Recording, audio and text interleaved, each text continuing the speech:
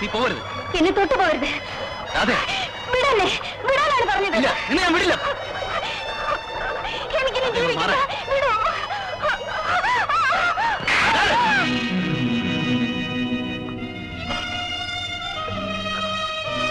നീ എന്തിനു വേണ്ടി ആത്മഹത്യ ചെയ്യണം? എനിക്കിനി ജീവിക്കണമെന്ന് ആഗ്രഹമില്ല. ഞാൻ ഗർഭിണിയാണ്. ആർക്കും എന്നെ രക്ഷിക്കാൻ കഴിയില്ല. ഞാൻ നിന്നെ രക്ഷിക്കാം. വേണ്ട. നോക്ക്, മുന്നേ കൊന്നത് ഞാനല്ല. അവൻ നിനക്ക് നഷ്ടപ്പെട്ടതിൽ ഇന്നെനിക്ക് ദുഃഖമുണ്ട്.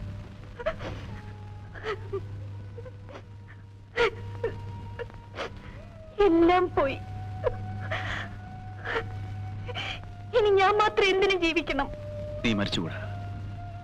നിന്റെ അഭിമാനത്തിൽ ഒരു പോറൽ പോലും ഏൽപ്പിക്കാതെ നിന്നെ ഞാൻ സംരക്ഷിക്കാം. നീ പ്രസവിക്കുന്ന കുഞ്ഞിനെ ഞാൻ വളർത്താം. ഈ രഹസ്യം നീയും ഞാനുമല്ലാതെ വേറൊരാളറിയില്ല. വരൂ, ഞാനാണ് വിളിക്കുന്നത്. വരൂ.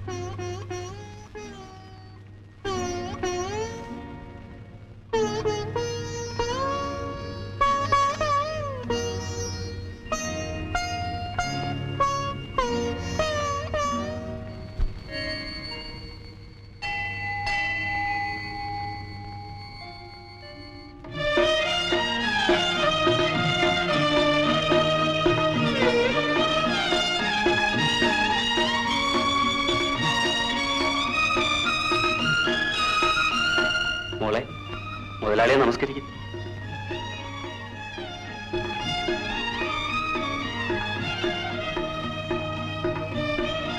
വേണമെന്നില്ല, നീ പോയിക്കോളൂ.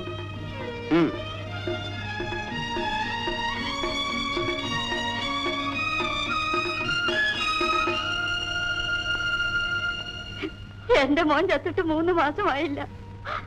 അതിനു മുമ്പ് ആ മൂദേവി അവനെ കെട്ടിയല്ലോടി. അവൾ അനുഭവിക്കൂടെ. അമ്മ എന്തിനാ ഇനി അവരെ പ്രാകുന്നത്? അവർക്ക് ആയുസ് മുഴുവൻ ഒറ്റയ്ക്ക് കഴിയാനൊക്കെ. എന്നാലും എന്റെ മോന്റെ പുറകെ നടന്നവള് അവനെ കൊല്ലിച്ചവനെ തന്നെ അവള് കെട്ടിയല്ലോടി. ഇനി അതൊന്നും പറഞ്ഞിട്ട് കാര്യമില്ലെന്ന്. എല്ലാം നമ്മുടെ വിധിയാ. ഇന്ന് അമ്പലത്തിൽ വെച്ച് നീ മുതലാളിയുടെ കാലിൽ തൊട്ട് തൊഴാൻ ഞാൻ ശരിയായില്ല. ഞാൻ എന്റെ അച്ഛന്റെ കാലിൽ തൊട്ട് നമസ്കരിച്ചല്ലോ. നിന്റെ അച്ഛനേക്കാൾ ഇന്ന് നീ താല്പര്യം കാണിക്കേണ്ട മുതലാളിയോടാ. അതെന്തിനാ? അദ്ദേഹം നിന്റെ പേരിൽ ഒരു വീട് എഴുതുന്നു. കല്യാണത്തിലുള്ള സർവ്വ ചെലവുകൾ അദ്ദേഹം വഹിച്ചു. വേറെ വല്ലവരാണ് ഇങ്ങനെയൊക്കെ ചെയ്യുമോ? എന്തിനാ ഇതൊക്കെ ചെയ്തത്? നിന്നോടുള്ള പ്രത്യേക സ്നേഹം കൊണ്ട്. അതെന്താ നീ മനസ്സിലാക്കാത്തത്? അത് ഞാൻ മനസ്സിലാക്കുന്നുണ്ട്. പിന്നെ നീ ഇന്ന കാലത്ത് എങ്ങനെ പെരുമാറിയത്? അദ്ദേഹം സന്ധ്യ ഇങ്ങോട്ട് വരാമെന്ന് പറഞ്ഞിട്ടുണ്ട്. നീ ദുർമുഖമൊന്നും കാണിച്ചേക്കരുത്. എന്തിനാ വരുന്നത്? അതിപ്പോ എനിക്കെങ്ങനെ അറിയാം? വാസു, മുതലാളി വന്നു. ഞാൻ പറഞ്ഞൊക്കെ ഓർമ്മയുണ്ടല്ലോ.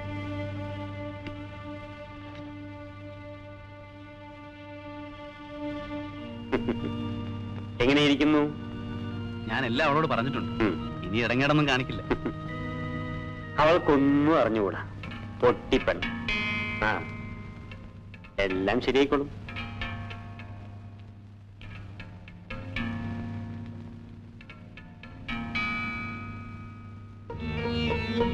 എന്താ ഇത്ര വലിയ ആലോചന?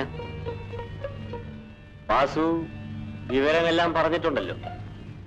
അവനെ കൊണ്ട് നിന്നെ കല്യാണം കഴിപ്പിച്ചത് എനിക്ക് വേണ്ടിയാ. ഇതാ നിനക്ക് വേണ്ടി ഞാൻ വാങ്ങിയതാ. ഞാൻ അത്ര കാര്യമൊന്നുമല്ല.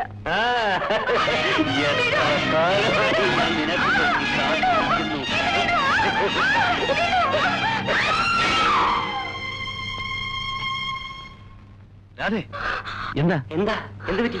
നീ എന്തിനാ നിലവിളിച്ചത്? ഞാൻ എന്തോർത്ത് പേടിച്ചതാ. എന്തിനാ അത് ഇതൊക്കെ ഓർക്കുന്നത്? ഇനി സമാധാനമായിട്ട് ജീവിക്കാൻ നോക്ക്. വാസു, ഞാൻ ഇറങ്ങട്ടെ. ഇനി സൗകര്യം പോലെ വരാം. ശരി മരൻ.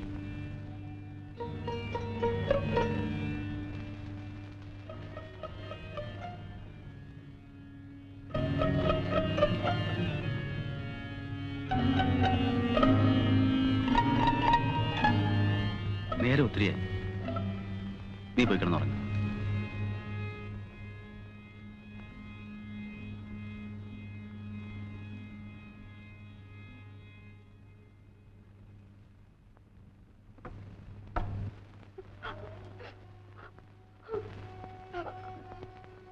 എന്തൊക്കെയാണ് അമ്മേ വിശേഷങ്ങൾ? അമ്മ കരയാതെ. മുന്നിയെ മൂന്നാറുകാരെ ഒരിക്കലും മറക്കാതിരിക്കാൻ ഒരു പരിപാടി ഒപ്പിച്ചുകൊണ്ടാണ് ഞാൻ വന്നിരിക്കുന്നത്. അണ്ണനെ ഇനി ആരും ഓർക്കാനാ? ഓർക്കും, കാലാകാലം ഓർക്കും. എങ്ങനെ? മൂന്നാർ ടൗണിന്റെ പേര് മുന്നിനഗരമാക്കാൻ ഞങ്ങൾ ഒരു സമരം ആരംഭിക്കാൻ പോവുകയാണ്. ആ സമരത്തിന്റെ പിരിവിനാണ് ഞാൻ വന്നിരിക്കുന്നത്. അണ്ണന്റെ ശവം അടക്കാനെന്നും പറഞ്ഞ് നിങ്ങളൊരു പിരിവ് നടത്തിയില്ലേ? ആ പണം എന്ത് ചെയ്തു? അത് സംഭാവന തന്നവർക്ക് അതുപോലെ തന്നെ തിരിച്ചു കൊടുത്തു. ശവശരീരം അവിടെ തന്നെ വെട്ടിമുടണമെന്നായിരുന്നു പൊതുജനാഭിപ്രായം. തന്റെ ഒരു പൊതുജനാഭിപ്രായം പിരിവിനാണെന്നും പറഞ്ഞ് മേലാൽ ഇവിടെ കയറി വന്നാ ഞാൻ ചൂലെടുക്കും. എന്ത് ചെയ്യാം, ആത്മാർത്ഥതയുള്ളവന് അവസാനം ചൂലാണ് മിച്ചം. ഇതെല്ലാം നീ കുടിച്ചു തീർത്ത കുപ്പികളല്ല എന്നാണ് നീ പറയുന്നത്? അതെ ഡാഡി, എന്റെ ഫ്രണ്ട്സ് വന്നവര് ഇവിടെ കുടിച്ച് കുടിച്ച കുപ്പികളാ. ഇതെന്താടാ, ബാറാണോ?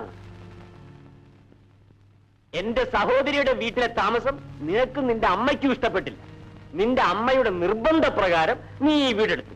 നിന്റെ സഹപാഠികളെല്ലാം ഇതുപോലെ വീടെടുത്താണോടാ താമസിക്കുന്നത്?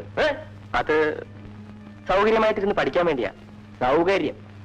എടാ, നിന്നെപ്പറ്റി നിന്റെ പ്രിൻസിപ്പൽ എനിക്ക് എഴുതിയിരിക്കുന്നത് എന്താണെന്ന് നിനക്കറിയാമോ?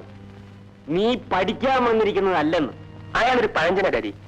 ഒരു നല്ല പാന്റ് ഇട്ട് നടക്കുന്നത് പോലും അയാൾക്ക് കണ്ടുകൂടാ. നിന്റെ നന്മയ്ക്ക് വേണ്ടി ആരെന്ത് പറഞ്ഞാലും നിനക്ക് തെറ്റായിട്ട് തോന്നും. അത് നിന്റെ കുറ്റമല്ല, നിന്റെ തവയുടെ കുറ്റം. പഠിക്കാനാണ് നിന്നെ ഇങ്ങോട്ട് അയച്ചത്. നിനക്കതിന് കഴിവില്ലെങ്കിൽ തുടരണമെന്നില്ല. നീ എന്റെ കൂടെ പോരെ? ഇല്ല ഡാഡി, ഞാൻ പഠിക്കാം. പഠിച്ചാൽ നിനക്ക് തന്നെ കൊള്ളാം. ഞാൻ പോകുന്നു.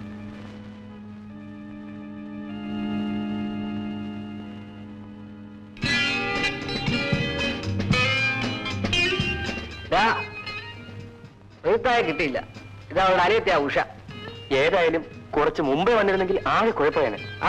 എന്റെ മൂപ്പിൽ ഇപ്പൊ അങ്ങോട്ട് പോയേ ഉള്ളൂ. ശല്യം ഒഴിയല്ലോ. നന്നായി. പിന്നെ ഇവളെ വെളുപ്പിനെ അങ്ങ് അയക്കണം. അതെന്താ? കാലത്ത് ഇവളെ പെണ്ണ് കാണാറോ വരുന്നുണ്ട്. നിനക്ക് എന്തിനാടി, ഞാനില്ലേ? ഏതാ ഈ പെണ്ണ്? ഇത് എന്റെ കൂട്ടുകാരന്റെ മിസ്സസ് വൈഫ് സിസ്റ്ററാ. ഇവൾക്ക് ഇവിടെ എന്ത് കാര്യം? വെറുതെ ഒന്ന് പരിചയപ്പെടാൻ വേണ്ടി വന്നതാ.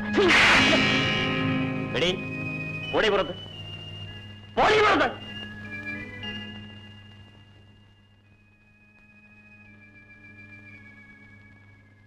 അപ്പോൾ ഇതാണ് നിന്റെ ഇവിടുത്തെ ജീവിതം അല്ലേ? ക്ഷമിക്കാൻ ഡാഡി, ഒരു തെറ്റ് പറ്റിപ്പോയി. ഇനി ഒരിക്കലും ആവർത്തിക്കില്ല. ജെയിംസ്, നിയന്ത്രണമില്ലാത്ത നിന്റെ ഈ പോക്ക് നല്ലതിനല്ല. സൂക്ഷിച്ച് ജീവിച്ചില്ലെങ്കിൽ അതിന്റെ ഫലം നീ തന്നെ അനുഭവിക്കും.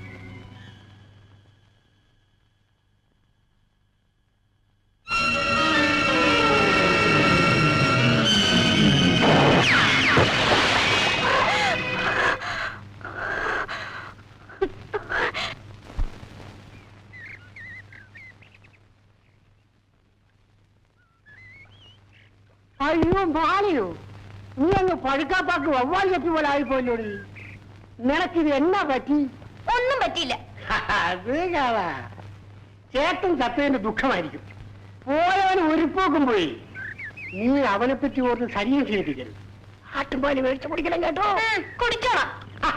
ഒരു ജവനമില്ലാതെ പോയാലോടി. എന്താ വേണം? എടീ, നിന്റെ ആങ്ങൾ ചത്തിട്ട് ആ ശവം വലിച്ചു കയറ്റിയത് ഞാനാ. അതിന് വല്ലതും ചോദിച്ചു?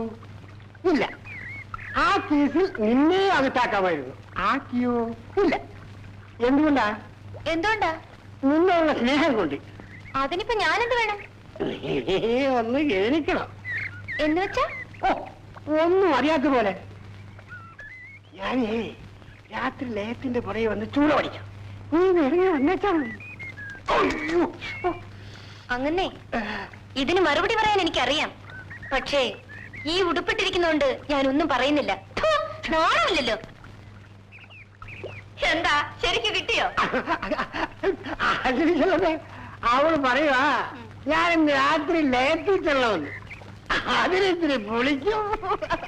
ഓ പറയുന്ന ഞാൻ കേട്ടു. എടീ ഇവൾ ആളൽപ്പം പെസകാണെന്ന് കേട്ടു. സത്യം അറിയണമല്ലോ. അതിന് ഞാനൊരു വടയിൽ നോക്കിനാ. ആ വടയാൻ അവൾ ആട്ടിയത്.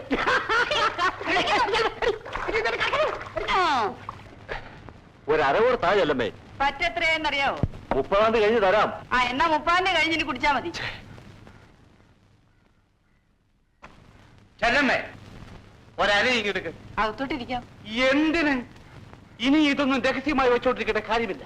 ഇവിടുത്തെ ക്രമസമാധാനം നില തകർന്നിരിക്കുകയാണ്. പിന്നെ നമ്മൾ ഒളിച്ചു കളിച്ചിട്ട് വല്ല കാര്യമുണ്ടോ? നേതാവ് പാർട്ടിന്ന് കാലുമാറുന്ന കേട്ടല്ലോ. മാറിയടാ. ഞാൻ മാത്രം എന്തിനാടാ മാറാതിരിക്കുന്നത്? ഇവിടെ തുണി മാറുന്നത് പോലല്ലേ ഓരോരുത്തന്മാര് പാർട്ടി മാറുന്നത്. പക്ഷെ ഞാൻ മാറിയതിൽ കാര്യമുണ്ടടാ. നേതാവിനെന്താ ഇന്ന് ആകെ ഒരു ക്ഷോഭം? എങ്ങനെ ക്ഷോഭിക്കാതിരിക്കും?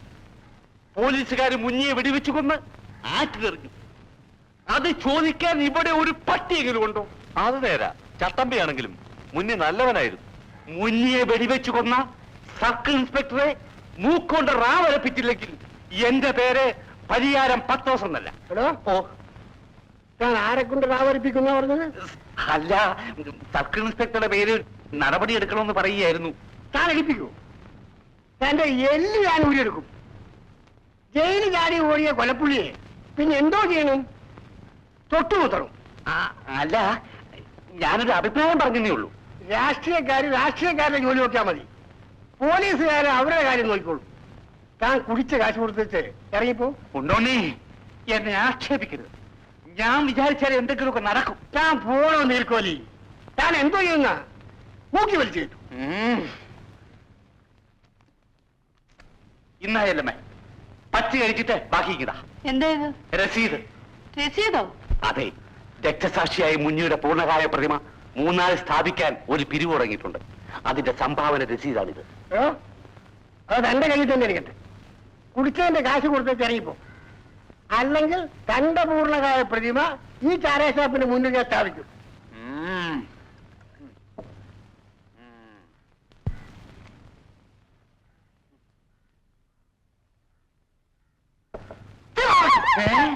താൻ എന്നെ പട്ടീന്ന് വിളിച്ചു അല്ലേ? താൻ ശരിയെന്ന് വിളിക്കൂ.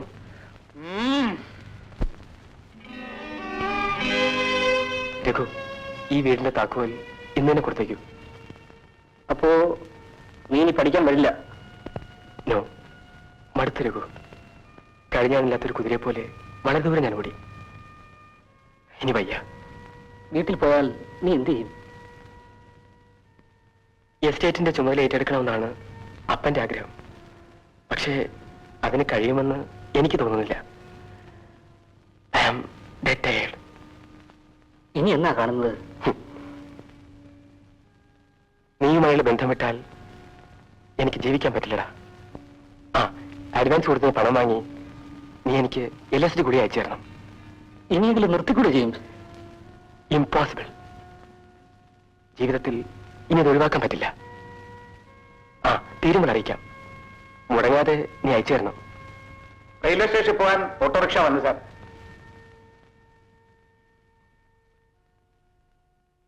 രഘു, വരട്ടെ.